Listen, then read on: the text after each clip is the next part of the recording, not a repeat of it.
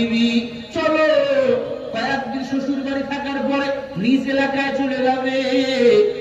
ইমরান বলে বাবা আমার সম্পদ গুলো কি নিবি? বলে সম্পদ চাই না, আমি আমার বিবিকে পেয়েছি। পাশের এক জালিম বাদশা, তার নাম ছিল ইমরান। ইমরান মেয়েদেরকে বড় উত্তপ্ত করতো, মেয়েদের ইজ্জত গুলো কেড়ে নিত। ইব্রাহিম নবী বিবি সারাকে ডাক দিয়ে বলে, ওই বাদশা যখন তোমাকে জিজ্ঞেস করবে আমি তোমার কি হই, তুমি বলবা উনি আমার ভাই। আমাকে যখন বলবে তুমি আমার কি হও, আমি বলবো তুমি আমার বোন। কয় নবী তুমি আমার স্বামী হও। ভাই কেন বলবো? কয় তো আমাদের আদি পিতার নাম কি? কয় আদম। কয় সেই হিসাবে তুই আমার বোন, আমি তোর ভাই। ভালো করে মনে রাখবেন, এই দিক দিয়ে স্ত্রীকে বোন বলা যায় আছে। জালিম বাদশার কাছে স্বামী স্ত্রী চলে গেছে, ডাক দেখায় এটা কে? কয় এটা আমার বোন। এই মেয়ে এটা তোমার কি? কয় এটা আমার ভাই। এবার মেয়েকে বলছে তুমি বোরকা খোলো। বিবি সারার যখন বোরকা খুলছে, বিশ্ব সুন্দরী, পৃথিবীতে দ্বিতীয় সুন্দরী বিবি সারাকে আল্লাহ বানিয়েছে। জালিম বাদশার মনে ধরছে, বলে খাস কামরায় নাও।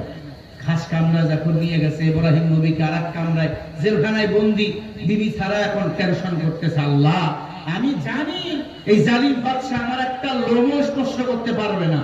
বিবি সারা বেশি বেশি নফল ইবাদত করতো। কিতাবের মধ্যে আসছে বিবি সারার চেয়ে নফল ইবাদত করা কোন পৃথিবীতে কোন মহিলা আসে নাই, আসবেও না। বিবি সারা বলতেছে, আল্লাহ এমন একটা ব্যবস্থা করো আমার স্বামী ইব্রাহিম যেন আমাকে ভুল না বোঝে। আল্লাহ তখন জিবরিলকে বলে, সারার খাস কামরার মধ্যে ক্যামেরা ঢুকাইয়া দাও, আর ইব্রাহিম নবীকে যেই কামরার মধ্যে বন্দী করছে ওই এলাকায় যত গাছপালা আছে সবগুলোতে পর্দা লাগাইয়া লাইভ চলা, লাইভ মিরপুরে খেলা হয়। পাটগ্রাম থেকে দেখেননি? আরে কথা বলে না, আমেরিকায় খেলা হয়, এখান থেকে দেখেননি? আল্লাহ কয় আমার হাবিবকে লাইভ দেখাও, জালিম বাদশা সারার সাথে কি কি করবে নবী যেন সরাসরি দেখতে পায়, আমার ইব্রাহিম নবী যেন তার স্ত্রীকে ভুল না বোঝে। এবার জালিম বাদশা ইমরান সারাকে ধরবে, অপকর্ম করবে। বলবো কি? কারা কারা নারাই তাকবীর। কারো জন্য দোয়া করলে ওই দোয়া নিজের জন্য আগে কবুল হবে। কারো জন্য দোয়া করার দরকার আছে না নাই? আছে। কয়দিন করবেন? 2 দিন, মৃত্যু পর্যন্ত আল্লাহ তৌফিক দান করেন, বলেন আমিন। আলোচনা হবে কোন সূরা থেকে? হামিম সাজদা 33 নম্বর আয়াত। কি হলো প্রকৃত মুসলমান? নবী আমার বলেন, ক্বালা রাসূলুল্লাহ সাল্লাল্লাহু আলাইহি ওয়াসাল্লাম, আল মুসলিমু মান সালিমাল মুসলিমুনা মিন লিসানিহি ওয়া ইয়াদিহি। নবী বলেন খাঁটি মুসলমান ওই ব্যক্তি যার হাত এবং জবান দ্বারা কেউ কষ্ট পায় না। ঠিক না ঠিক? আজ আমার বাংলাদেশে মুসলমানের অভাব না। কামের বেলা মুসলমান, নামের বেলা মুসলমান, কামের বেলা মুসলমানিত্ব নেই। হ্যাঁ, আমি বক্তার চরিত্র ভালো না। ওই যে গিয়াসউদ্দিনের তাহিরি আছে না, এক বক্তা, কি গালাগালি শুরু করছে।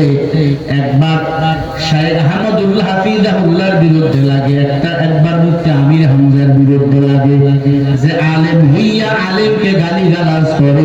আল্লাহর কসম আমি বলে গেলাম সে আলেম হতে পারে না। শাইখুল হাদিস, ইবনে শাইখুল হাদিস আল্লাহ মামুনুল হক হাফিজাহুল্লাহ দামাত বারাকাতুহু, 3 মে শুক্রবার সকাল 11টার সময় উনি মুক্তি পেয়েছেন। জানেন তো আপনারা? মুক্তি পাওয়ার পরে যখন এগুলো নিয়ে কাদাকাদি শুরু হয়েছে, নবী 40 বছর পরে নবুয়ত পেয়েছেন।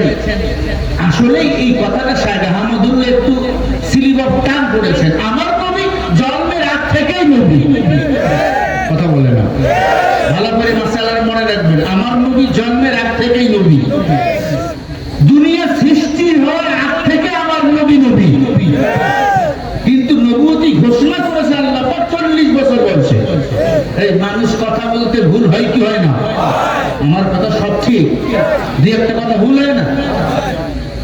এই কথাটাকে কাটছাট করে ইউটিউবাররা এখন দিছে শায়েখ আহমদুল্লাহ প্রকাশ শেষে কয় শায়েখ আহমদুল্লাহকে তাহিরি বলে শায়েখ আহমদুল্লাহকে ক্ষমা চাইতে হবে। আরে বেটা, ক্ষমা চাইতে হলে তোমাকে ক্ষমা চাইতে হবে। তাহিরি আল্লাহর ব্যাপারে বড় বড় কুফরি করেছে, শিরক করেছে। কি কয়? আল্লাহর ধন নবীকে দিয়া আল্লাহ গেছে গায়েব হইয়া, নবীর ধন খাজায় পাইয়া নবী গেছে খালি হইয়া, খাজা বৈশা আছে আজমিরে, কেউ ধরে না খালি হাতে খাজা বাবার দরবারে। আর আমরা জানি খাজা বাবার দরবার থেকে খালি হাতে ফেরে না, তা কি নিয়ে ফেরে এটা কয় না। খাজা বাবার দরবারে তারা ঘোরে সব গাঞ্জা ঘোরে, ঠিক কিনা? আমি যে কথা বুঝাতে চাই, মামুনুল হক সাহেব বলেছেন, যারা আলেম নিজের নাম ব্যবহার করেন, জবান দিয়ে এমন কিছু বলবেন না জাতি কষ্ট পায়। আমি তার কথাটা শুনে অবাক হয়ে গেছি। যারা নিজের নামের আগে হাফেজ সাহেব, আলেম সাহেব, মাওলানা সাহেব, মুফতি সাহেব লেখেন, সাবধান হয়ে যান, এমন কিছু বলবেন না জাতি কষ্ট পায়, জাতির বিবেক কষ্ট পায়, মুসলমান কষ্ট পায়, ইসলামের ক্ষতি যেন না হয়, এমন কোনো কথা বলবে না। যদি বলেন নামের আগে হাফেজ, মাওলানা, মুফতি লিখবেন না।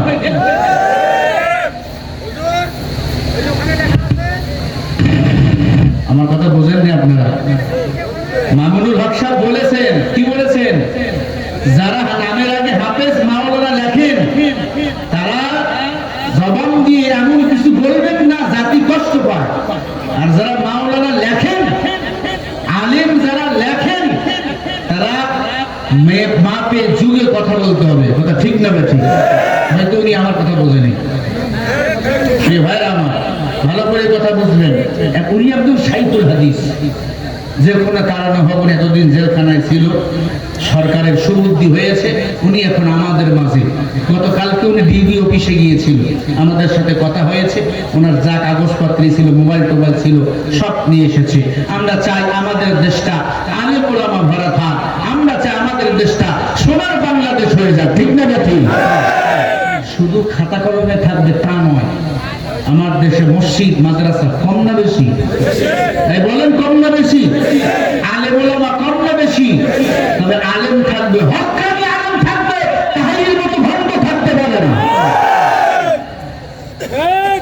তাহিরির মতো ভণ্ড থাকতে পারে না। শুধু সাইকুল হাদিসের বিরুদ্ধে সে লাগে নাই, সে আমির হামজার মতো বক্তার বিরুদ্ধে লেগে গেছে। আমির হামজার কথার পাওয়ার কত জানো? তার বয়ানের গভীরতা কতটুকু তুমি জানো? আমি দলমত বুঝাচ্ছি না, আমি বুঝাচ্ছি হালে হক ওলামায়ে কেরামের পাওয়ার কত। এখন তো যুবকেরা ভণ্ডদের পিছনে পাগল। তার টিকটকে যত বেশি ওয়াজ, তার মাহফিলে তত বেশি মানুষ। টিকটকের গোষ্ঠী গিলাই টিকটক ফলো করবে, ইহুদি বেদিনেরা এখন টিকটক করে, মুসলমানের পোলারা, এমনকি বুড়ারাও করে টিকটকের মধ্যে জড়িত। আল্লাহ হেদায়েত দান করেন। আরো জোরে বলেন আমিন। মিম্মান দাআ ইলাল্লাহ, প্রকৃত মুসলমান হলো সে যে নিজে ভালো কাজ করে, মানুষকে ভালো কাজের দিকে আহ্বান করে। ফাকালা ইন্নানি মিনাল মুসলিমিন, আর নিজেকে পরিচয় দেয় আমি একজন মুসলমান। আল্লাহর বান্দা, আমি যদি এখন আপনাকে প্রশ্ন করি আপনি কি মুসলমান, জবাবে বলবেন হ্যাঁ।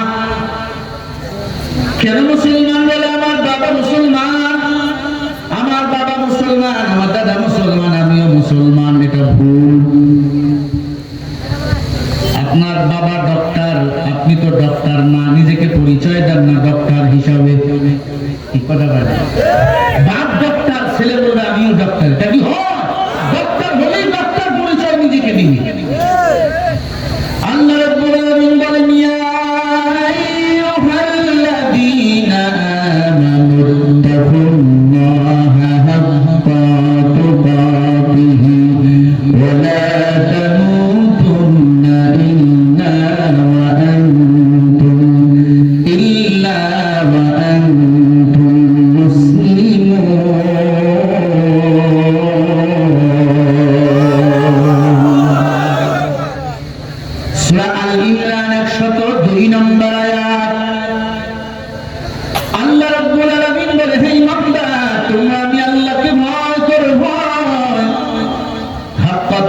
বিহি ভয় করার মতো ভয় করো ইল্লা ওয়া আনতুম মুসলিমুন মুসলমান না হয়ে মরিও না কথাটা কার আর জোরে বলেন কার মুসলমান হলো তারা সকাল বিকাল মানুষের হক নষ্ট করে যারা মুসলমান হলো তারা মানুষের অধিকারগুলো কেড়ে নেয় যারা না না না মুসলমান হলো তারা আল্লাহর ভয়ে নিজের জীবনটাকে আগলিয়ে রাখে আল্লাহর ভয়ে নিজের জীবনটাকে সাজুগুজু করে কারণ অন্ধকার কবরে আমাকে যেতেই হবে মৃত্যু স্বাদ আমাকে গ্রহণ করতেই হবে কুল্লু নাফসিন যায়িকাতুল মাউত প্রত্যেকটা প্রাণীকে মৃত্যু স্বাদ গ্রহণ করতেই হবে কথা এ দুনিয়া সারিয়া কোথায় যাবি ভাগিয়া এ দুনিয়া সারিয়া কোথায় যাবি ভাগিয়া মরণ তোমায় লইবে যত করো বাহানা মরণ তোমায় লইবে যতই করো বাহানা চিন্তা করে দেখো না কবরে দিন যাইবা না যে কবরে আল্লাহ সারা বন্ধুকে থাকবে না অবশেষের ঠিকানা শুধু মাটির বিছানা কথা ঠিক দিলে ভরা অহংকার চিনে না যে খোদার ঘর নামাজের লাগিয়া কি তো মোটর মায়া লাগে না নামাজের লাগিয়া কি তোর মোটর মায়া লাগে না চিন্তা করে দেখো না কবরে কি যাইবা না যে কবরে আল্লাহ সারা বন্ধুকে থাকবে না অবশেষের ঠিকানা শুধু মাটির বিছানা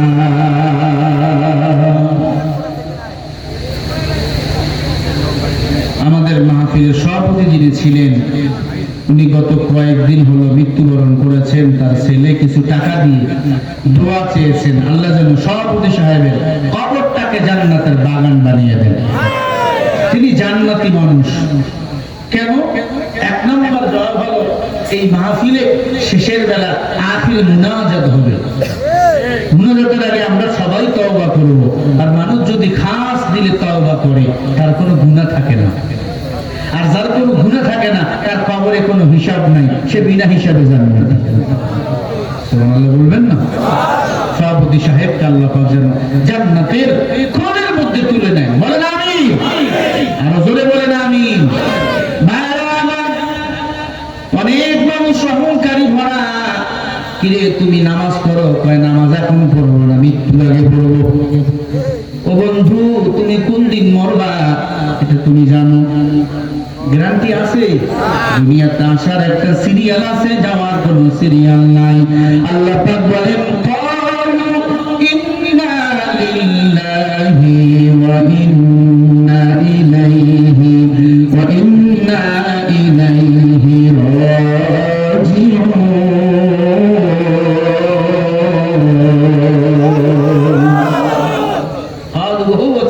ইন্না মানে নিশ্চয় ওয়া ইন্না ইলাইহি রাজিউন আল্লাহ বলে তোমাকে আমাকে সবাইকে ফিরে যেতে হবে তার কাছে জোরে বলেন আল্লাহর বান্দা আল্লাহ বানাইলো কেন আল্লাহর কাছে ফিরে যেতে হবে বানাইলো কেন আল্লাহ বানাতো বানাই না হাসিবতুম আন্নামা খালাকনাকুম আবাথা ওয়া আন্নাকুম ইলাইনা লা তুরজাউন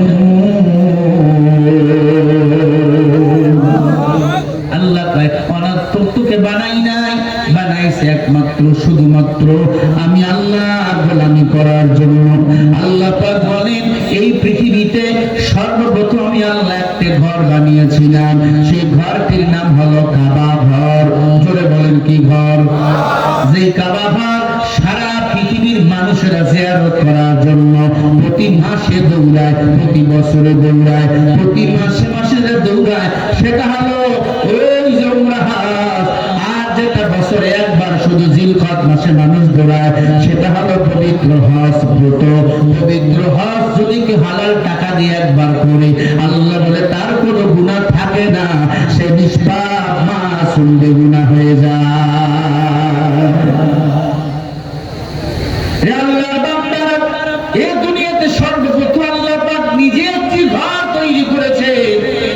ঘরটির নাম হলো কাবা ঘর। কি ঘর? জোরে বলেন।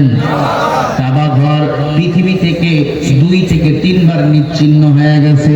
পয়গম্বর নূহ আলাইহিস সালাতু ওয়াস সালাম 950 বছর ইসলামের দাওয়াত দিয়েছেন এই পৃথিবীর জমিনে। ফলাফল বিনিময় কি হলো? 50 থেকে 60 জন মানুষ শুধু মুসলমান হয়ে গেল। পয়গম্বর নূহ আলাইহিস সালাতু ওয়াস সালাম এক পর্যায়ে বিরক্ত হইয়া বললেন, আল্লাহ, আমার কওমের লোকেরা আমার দাওয়াত ইসলাম ধর্ম গ্রহণ করে না, নামাজ আদায় করে না, আসমানি কিতাবগুলো তারা মানে না। ও আল্লাহ, এমন আযাব ও গজব দিয়া দেন, আয় আল্লাহ, এই কওমরা যেন আপনার ইবাদত করতে যেন বাধ্য হয়ে যায়।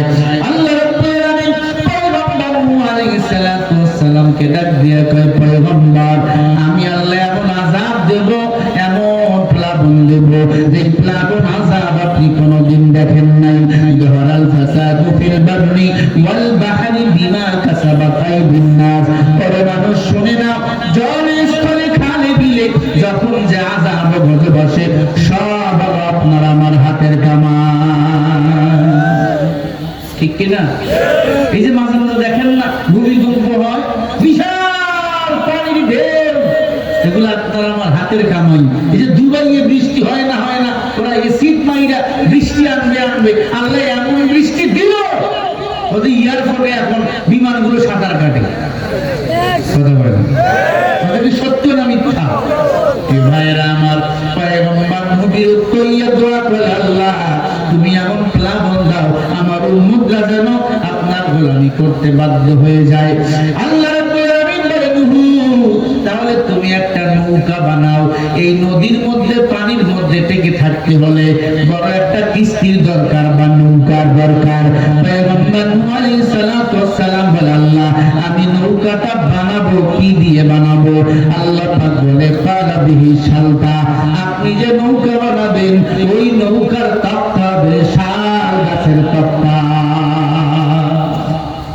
কোন গাছের? শাল গাছ। শাল গাছ কেটে আপনি তক্তা বানাবেন। আল্লাহ, নৌকাটা লম্বা হবে কয় গজ? আল্লাহ পাক রব্বুল আলামিন বলেন, নৌকাটা লম্বা হবে 80 গজ। প্রস্থটা হবে কয় গজ? আল্লাহ বলে 50 গজ। হাইট উঁচু হবে কয় গজ? আল্লাহ কয় 30 গজ। নৌকাটা কয় তলা হবে? আল্লাহ বলে 3 তলা। কেন? কয় নিচতলায় উঠবে যত হিংস্র জানোয়ারের দল, দ্বিতীয় তলায় উঠবে ভেড়া, বকরি, গরু, ছাগল গুলো, আর তৃতীয় তলায় উপরে থাকবে সৃষ্টির সেরা জিন, আশরাফুল মাখলুকাত মানুষ। লাকাদ কানা বিলাদামান আলাইহা ইনসানু মুহাম্মাদু আরাবি মুস্তাফা। এই মানুষের মতো শ্রেষ্ঠ জাতি দুনিয়াতে আর কেউ আসেনি। সেই মানুষ যখন আল্লাহর চেনে না, ডিয়ার ইজ নো গড, স্রষ্টা বলতে কেউ নাই। একবারও ভাবছো বিমানটা কেমনি উড়ায়? একবারও ভাবছো তোমার এই নাকের ভিতর দিয়ে, মুখের ভিতর দিয়ে অক্সিজেনটা কেমনে আল্লাহ ঢুকায়? আল্লাহ সারা দুনিয়া ঘুরে শাল গাছ খুঁজলেন, কোথাও পাইলেন না। বলে, আল্লাহ, শাল গাছ তো কোথাও পাওয়া যায় না। আল্লাহ বলে, তুমি পাইবা না, এই শাল গাছ হলো আমি আল্লাহর জান্নাতি গাছ। শাল গাছের তক্তা কম দিন থেকে না বেশি দিন থেকে? পয়গম্বর নূহ আলাইহিস সালাতু ওয়াস সালাম নৌকা বানাবেন, শাল গাছ পায় না। আল্লাহ পাক জিবরিলকে বলে, জিবরিল, সারা দুনিয়াতে কিছু তুমি শাল গাছের বীজ রোপণ করো। রোপণ করা হলো কিছু বীজ। 40 বছর পর, বা কেউ বলেছেন 60 বছর পর, পয়গম্বর নূহ শাল গাছ কাটা শুরু করে দিল। শাল গাছ কাটতেছেন, জিবরিল আমিন এসে হাজির হয়ে গেল। শাল গাছের তক্তা নিয়ে পয়গম্বর নূহ এবার নৌকা বানাইলেন। নৌকাটা লম্বা হবে কয় গজ? এই বলেন না, কয় গজ? প্রস্থটা কয় গজ? উঁচুটা কয় গজ? কয় তলা? 3 তলা। নিচতলায় উঠবে হিংস্র জানোয়ার, দ্বিতীয় তলায় উঠবে গরু ছাগলের দল, তৃতীয় তলায় উঠবে সৃষ্টির সেরা জীব মানুষের দল। পয়গম্বর নূহ আলাইহিস সালাতু ওয়াস সালাম নৌকা রেডি করলেন। এত সুন্দর নৌকা, পয়গম্বর নূহ বলে আল্লাহ নৌকা বানাইলাম কেমনে আমি মানুষকে তুলব?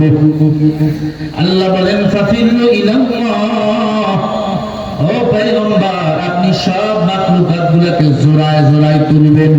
আর বলেন সব মাখলুকাতগুলোকে জোড়ায় জোড়ায় তুলব। মানুষকে চিনি, ছেলে এইটা মেয়ে এইটা, অন্য মাখলুকাতগুলো তো আমি চিনি না। আল্লাহ শিখিয়ে দেয় নৌকার মাঝখানে আপনি দুই হাত প্রসারিত করে দাঁড়াইবেন।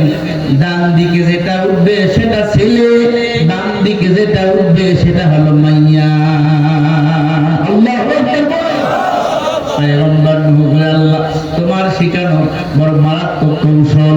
আল্লাহ প্লাবন আসবে তখন আমি বুঝবো কখন? আল্লাহ বলে নূহ আপনার স্ত্রী রান্না করেনি? বলে হ্যাঁ, চুলার মধ্যে রান্না করে। আসমান জমিন দিয়েছি বনি আদমের খাদেম হিসাবে। ও পয়গম্বর আপনার স্ত্রী চুলার মধ্যে যখন রান্না করবে,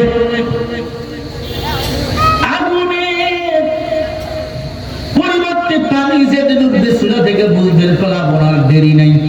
তখন থেকে কয়েকদিনের মধ্যে বিশাল প্লাবন চলে আসবে। পয়গম্বর নূহ আলাইহিস সালাতু ওয়াস সালামের স্ত্রী আল্লাহর ঘর বাইতুল্লাহর ডান দিকে গেটের মধ্যে একটা চুলা রেখেছিল, ওই চুলার মধ্যে রান্না করত। নূহ আলাইহিস সালাতু ওয়াস সালামের স্ত্রী রান্না করতেছেন, হঠাৎ করে দেখে আগুনের পরিবর্তে পানি উঠতেছেন। তার মানে বুঝতে আর বাকি নেই প্লাবন চলে আসবে। নূহ নবীর স্ত্রী দৌড় দিয়ে চলে গেল। খেয়াল করে নূহ নবীর স্ত্রী দৌড় দিয়ে চলে গেল। ও পয়গম্বর চুলার মধ্যে তো ভাত রান্না হয়, পানি উঠতেছে পানি উঠতেছে। পয়গম্বর নূহ আলাইহিস সালাতু ওয়াস সালাম দৌড় দিয়ে চলে গেল। আল্লাহ গো পানি বাইর হয়, তার মানে তো আর প্লাবন দূরে নাই। পয়গম্বর নূহ কওমের লোকেদেরকে ডাক দিয়ে বলে তোমরা কে কোথায় আছে আসো, এখনই আমার নৌকার মধ্যে উঠে বসো, আল্লাহর গজব আর বেশি দূরে নাই। তারা কি করলো এবার জানে? বলে নূহ আপনার নৌকায় উঠলে আমরা বেঁচে যাবো? বলে হ্যাঁ। বলে আপনি সব নৌকায় কেমনে উঠেন আমরা দেখবো। পয়গম্বর নূহ এই কথা বলে বাড়িতে চলে আসলেন। গ্রামের বড় লোকেরা যাইয়া নূহ নবীর নৌকায় পায়খানা করে দিলেন। এত বেশি পায়খানা, পরদিন সকালবেলা নূহ নবী মানুষদেরকে অন্য প্রাণীদেরকে জোড়ায় জোড়া নৌকার মধ্যে তুলবে, গিয়া দেখে 3 তলা, 1 তলাও ফাঁকা নাই, পুরো 3 তলা নৌকা পায়খানা দিয়া ভরা। নূহ নবী বড় টেনশনে পড়ে গেল। আল্লাহ ও আল্লাহ আমি এখন কি করি? আল্লাহ আল্লাহ বলে নূহ তাকাইয়া দেখো আমি আল্লাহর কুদরত কেউ বোঝে না। ইন্না বাদশা রাব্বিকা লাশাদীদ ইন্নাহু হুয়া ইউহয়ী ওয়া ইউমীত। আমি আল্লাহ ছাড় দেই কিন্তু ছেড়ে দেই না। বাকি ছিল একটা 80 বছরের বুড়ি। বুড়ি চিন্তা করে সবাই নূহ নবীর নৌকায় গিয়া পায়খানা করলো, আমি একটু মাইয়া দিই। বুড়ি যখন পায়খানা করতে গেছে স্লিপ কইরা নূহ নবীর নৌকার মধ্যে ঢুকে গেছে। সবাই মিলে বুড়িমা তো নাই, তাড়াতাড়ি বুড়িমাকে বাইর কর। বুড়িমাকে যখন টান দিয়ে বাহির করছে, তাফসীরের কিতাবের মধ্যে লেখা হয় ঢুকছে 80 বছরের বুড়ি, আল্লাহ পাক বাহির করে দিয়েছে 20 বছরের ছুরি। আল্লাহ পারেনি ভাই? হ্যাঁ কথা কয় না, আল্লাহ পারে।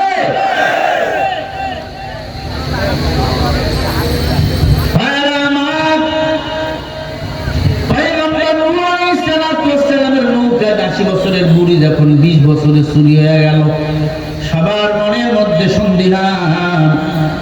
নূহ নবীর নৌকার পায়খানা গায়ে মাইকলে যৌবন পাওয়া যায়। যার লাগে 3 কেজি ও লাগায় 3 ধারা, যার লাগে বাড়িতে 1 মণ ওনায় 10 মণ।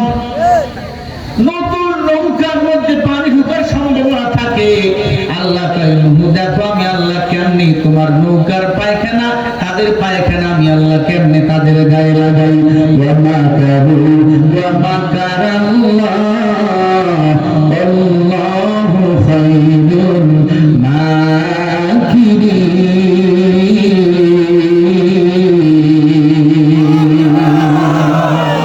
আল্লাহ কায় দুনিয়ার মানুষ তোদের চিন্তা চেতনা যেখান থেকে শেষ, আমি আল্লাহর চিন্তা চেতনা সেখান থেকে শুরু। ঠিক কিনা? তুমি কি কৌশল করো?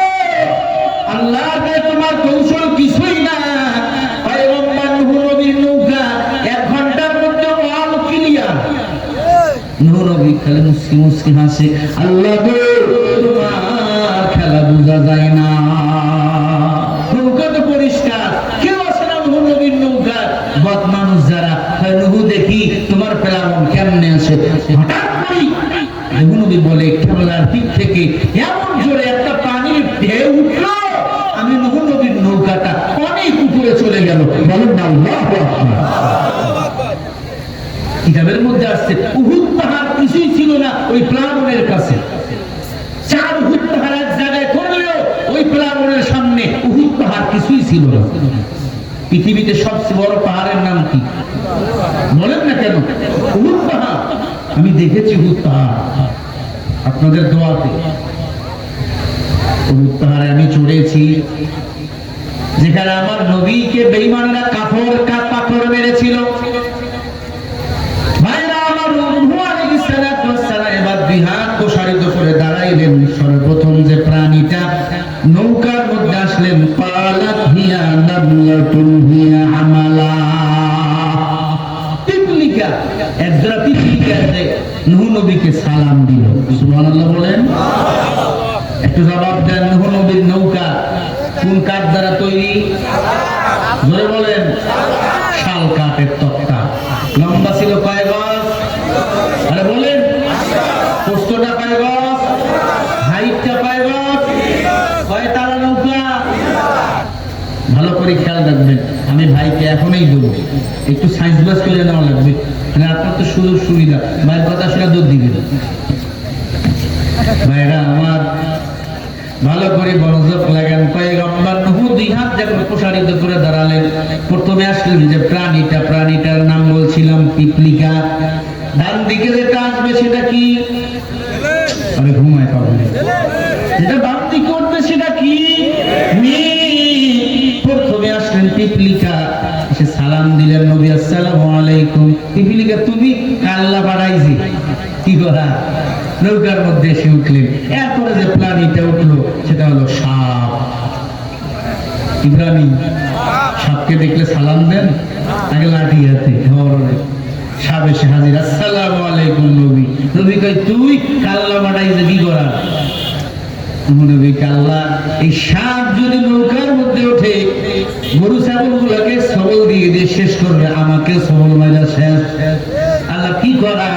আল্লাহ পাক বলে, নবী এই সাপ যতদিন পর্যন্ত নৌকার মধ্যে থাকবে তার বীজ আমি আল্লাহ পানি করে দেব।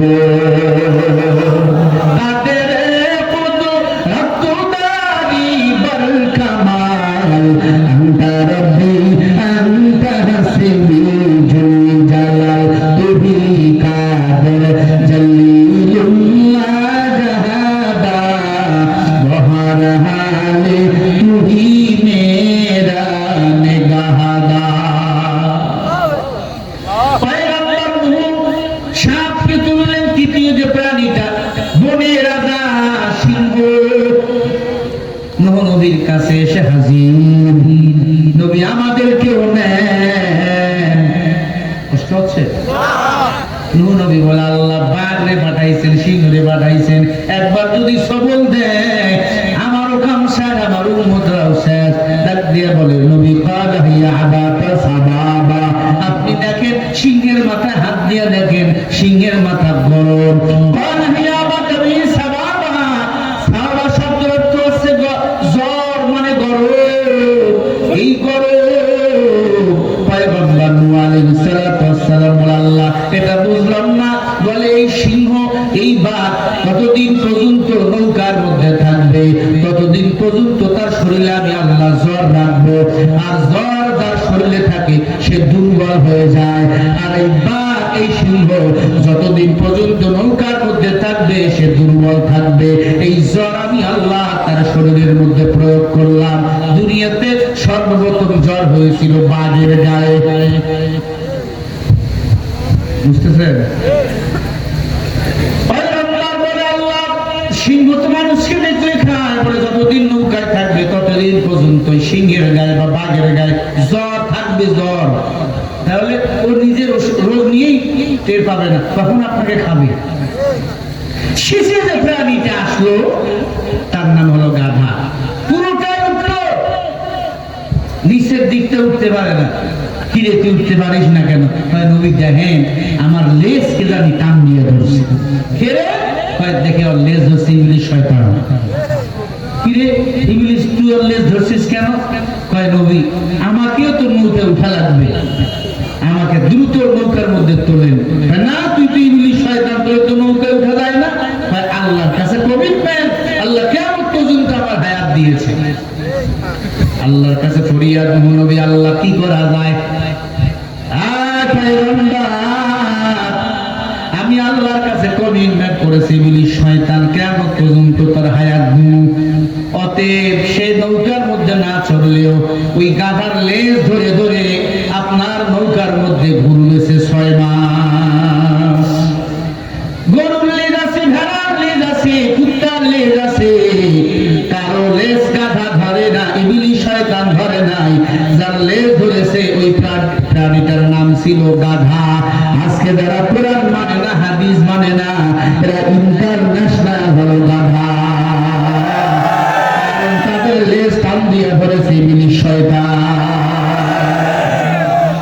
ঠিক কিনা? তারা কোরআনের মাহফিল হতে দিতে চাই, হয় না। আমার ভাই ছিল দ্বিতীয় দিন, আমি শুনেছি উনি মাহফিল দ্বিতীয় দিনে করে বন্ধ করে দিয়েছে। উনি দ্বিতীয় দিন করেছে, উনি যেই মাত্র ঢাকায় চলে গেছে তৃতীয় দিনের মাহফিলটা বন্ধ করে দিচ্ছে। কি ভাই, রফিকুল ইসলাম মাদানি আইয়া আমি শরীফুল ইসলাম আইয়া কি থানা ভাঙতাম? সারা জীবন আওয়ামী লীগের বিরুদ্ধে বিএনপি জামাত ইসলাম স্লোগান দিয়ে দিয়া ওদের একটা চুল লড়াইতে পারেনি। আমি বক্তা এখানে কি করবো? কথা বলে না। কোরআনের মাহফিল বন্ধ করে দিয়েন না। কোরআনের মাহফিল যে এলাকায় হয় আল্লাহ রহমত সেখানে জারি হয়ে যায়। ঠিক না?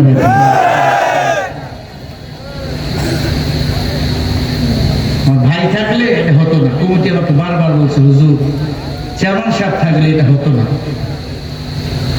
বলে উনি কই? ওনার মেয়ের জামাই যাবে জার্মানি, উনি ঢাকায়। এরপরও তারা অনেক কষ্ট করেছে, তাদের কষ্টের জন্য আমি দোয়া করি আল্লাহ যেন এই মাহফিলের ওসিলা করে আমাদের সবাইকে মাফ করে দেয়। বলেন আমিন। জোরে বলেন আমিন। পয়গম্বর নূহ আলাইহিস সালাতু ওয়াস সালাম সব মাখলুকাতগুলোকে জোড়ায় জোড়ায় তুললেন। জোড়ায় জোড়ায় তোলার পরে সারা দুনিয়াতে চক্কর লাগাইলেন 6 মাস। আসেন এবার মূল পয়েন্টে। কয় মাস চক্কর দিলেন? 6 মাস। কয় মাস? কয় মাস? বুঝে নাই, বুঝে নাই। কয় মাস? 6 মাস চক্কর দেওয়ার পরে আল্লাহর পৃথিবীতে প্রথম ঘরের নাম কি বলছিলাম? জোরে বলেন। কাবা ঘর। উনি তাওয়াফ করতে গেছেন, গিয়া দেখে আল্লাহর ঘর, তা কাবা ঘর নাই। ভালো করে বুঝলেন। বলে আল্লাহ তোমার কাবা ঘর কই? বলে নবী কাবা ঘরের আরো 2-3 বাস উপরেও বানি। এই কাবা ঘরটা আমি আল্লাহ একা রাখবো না, এই জন্য আমি জিবরিলকে দিয়ে 4র্থ আসমানে কাবা ঘরকে তুলে নিয়ে আসছি। আরো জোরে বলেন। এখন নবীর পরেও 7টা চক্কর লাগাইলেন। হাদিস সাহেবরা কয় চক্কর লাগায়? কয় চক্কর? 7 চক্কর লাগার পরে পয়গম্বর নূহ আলাইহিস সালাতু ওয়াস সালাম, এখানে একটা পয়েন্ট আছে, কাবা ঘর এখন কততম আসমানে? 4র্থ আসমানে নিয়ে গেলেন কে? কার মাধ্যমে? জিবরাইলের মাধ্যমে। এখন নামাবো কেমনি? এখন তো কাবা ঘর 4র্থ আসমানে নাই, আছে? এখন কোথায়? আরে কথা বলে না। মক্কায় না? নামাইলো কেডা? ভালো করে এখন শুনেন। পয়গম্বর নূহ আলাইহিস সালাতু ওয়াস সালাম 7টা পাক দেওয়ার পরে একটু সামনে নিয়ে চলে গেল।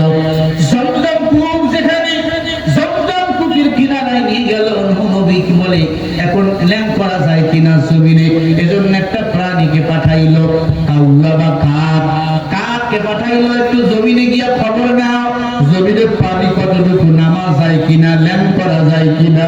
পয়গম্বর নূহ আলাইহিস সালাতু ওয়াস সালাম কাউয়ারে পাঠাইছেন, কাউয়ার আসার কোনো নাম নাই। দ্বিতীয়বার আরো একটা প্রাণীকে পাঠাইলেন, যেটার নাম হলো কবুতর। কবুতর দ্রুত গিয়া নূহ নবীকে খবর দেয়, নবী এখন জমিনে নামা যায়, বসবাস করা যায়, কোনো আপত্তি নাই। পিছন পিছন কাউয়া গিয়া খবর দেয়, নবী জমিনের মধ্যে নামা যায়, কোনো আপত্তি নাই। এত ফালতু আসলে না কেন বল? নূহ নবী মরা গরু দেখা পাগল হয়ে গেছি। কে কয়? কাউয়াই কয়, কাউয়া। নূহ নবী দোয়া করে, আল্লাহ যে মরা গরু দেখে পাগল হয়, মানুষটাকে দেখলে তাড়াবে, তার কাক কাক ডাকলে শুভ মনে করবে, আর কবিতর বসবাস মানুষের সাথে হবে। আল্লাহু আকবার। পয়গম্বর নূহ আলাইহিস সালাতু ওয়াস সালাম সব মাখলুকাতগুলোকে নামিয়ে দিলেন কাবার চতুর্থ আসমানে।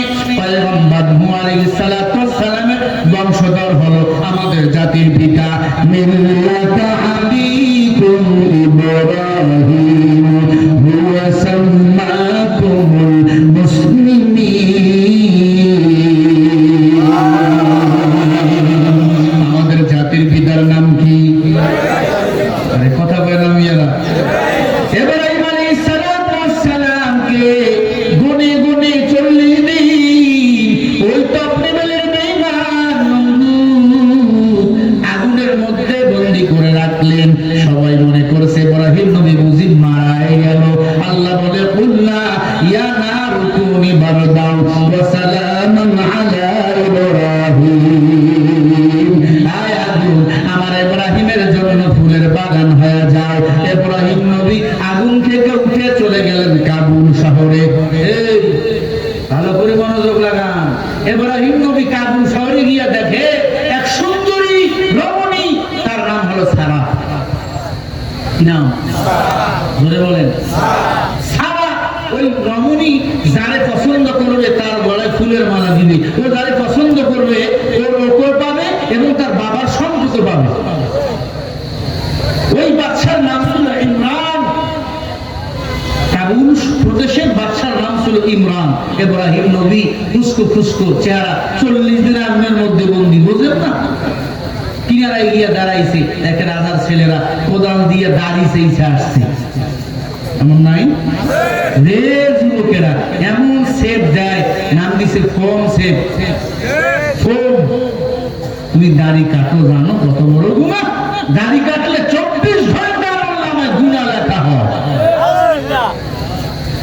আমার বউ বলেছে, হুজুর যারা দাড়ি কাটে এটা পুরুষ না, কারণ মেয়েদের দাড়ি নাই, পুরুষের দাড়ি আছে। আর যেটা দাড়ি কাটে সেটা বুঝলেন কি? আমি কইলাম না। ভাইরা আমার, ইব্রাহিম আলাইহিস সালাতু ওয়াস সালাম বলে, কি রে ভাই, এদের খবর কি? কয় শোনেন নাই কি? তাই আপনি হুজুর মানুষ কেমনে বুঝবেন? হুজুর দেখালে তো পরের বাড়ি খায়, তাই নাকি? কয় হ্যাঁ। কয় বাদশার মেয়ে সারা যারে পছন্দ করবে তার গলায় ফুলের মালা দিন। তাই বলে হ্যাঁ।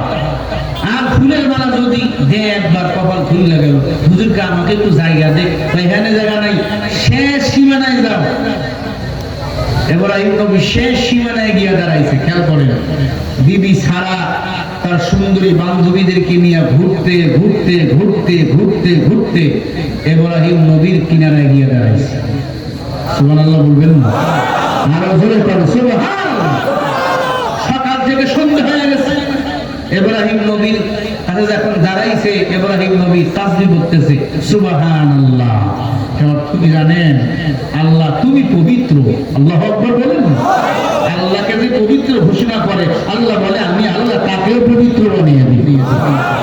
সুবহানাল্লাহ সুবহানাল্লাহ বলতেছে, সাথে সাথে বিবি সারা গান বান কিছু দেখে নাই, ফুলের মালা গলায় পড়ে গেছে। এই জন্য বলেন না সুবহানাল্লাহ। ইব্রাহিম নবীর গলায় যখন ফুলের মালা, সবাই কয় বাদশার মেয়ের রুচি ভালো না।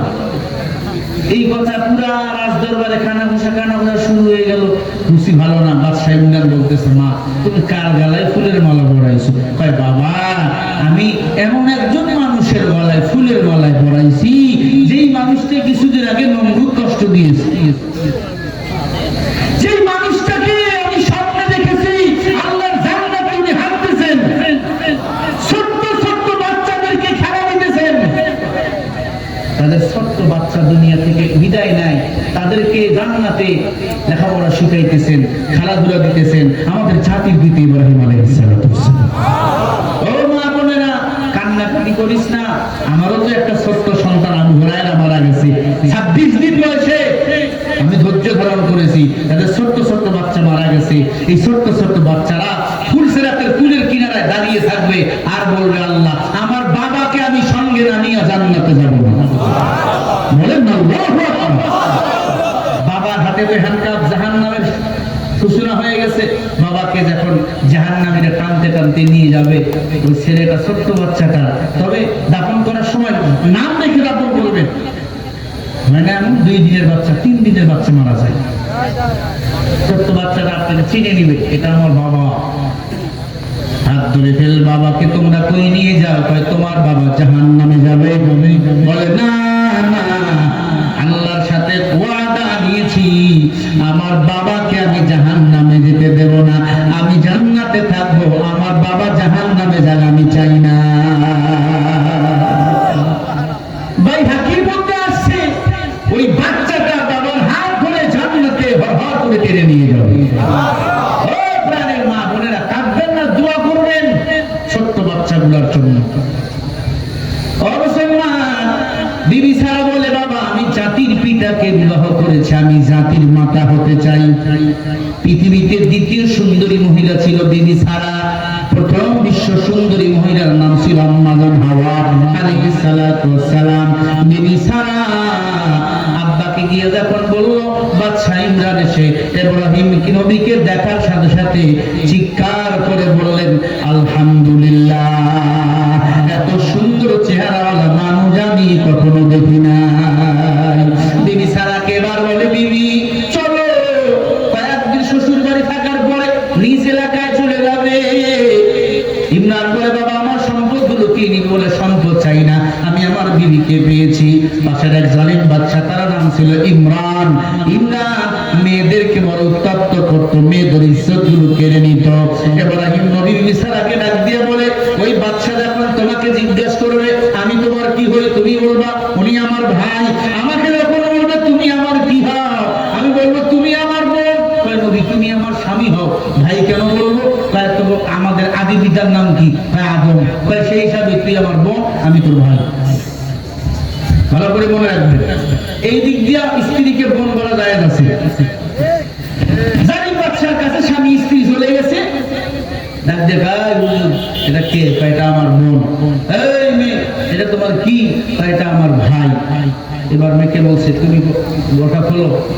বিবি সারা যখন বোরকা খুলছে, বিশ্ব সুন্দরী, পৃথিবীতে দ্বিতীয় সুন্দরী বিবি সারাকে আল্লাহ বানিয়েছে।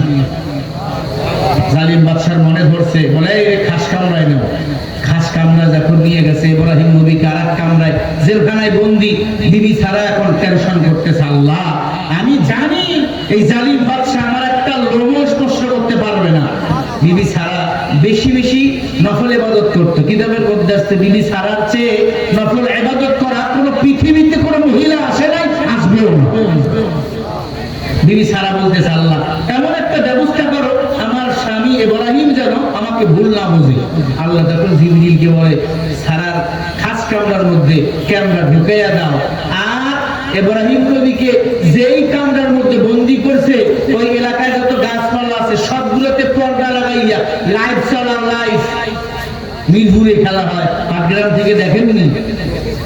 কথা বলে না, আমেরিকায় খেলা হয়, এখান থেকে দেখেননি? আল্লাহ আমার হাবিবকে লাইভ দেখাও, জালিম বাদশা সারার সাথে কি কি করবে নবী যেন সরাসরি দেখতে পায়, আমার ইব্রাহিম নবী যেন তার স্ত্রীকে ভুল না বোঝে। এবার জালিম বাদশা ইমরান সারাকে ধরবে, অপকর্ম করবে। বলবো কি কারা কারা? নারাই তাকবীর। এখন বুঝতে পারছেন আমি কি করবো? এখন চেয়ারম্যান সাহেবের সময় দেবো। এরপরে থাকলে আমি কমু না কমু, থাকবেন তো? থাকবো তো ইনশাল্লাহ। সাদের দুনিয়ায় মানুষ পাওয়া বড় দায়, মানুষ দেখতে চলো এবার জাদু ঘরে যাই সবাই। রাস্তাঘাটে যায় না চলো এই মানুষের ভিড়ে, এই মানুষের ভিড়ে আবার অন্যের পকেট মারে ভাইরে, অন্যের পকেট মারে। মাহফিল আমি ভয়ে মুসলা করি না, ভিড়ের মধ্যে মুসলা করবো নাকি মোবাইল টান দিয়ে দেবো, কান্দে কিরে কান্দিস কেন? হুজুর আমার মোবাইল নেই। হ্যাঁ, হাত তুলে দোয়া করে আল্লাহ তুমি আমাকে মাফ করো, ওকে আল্লাহ দাও কি একটা মোবাইল দিও। আছে না নাই? ওয়াদা করছেন।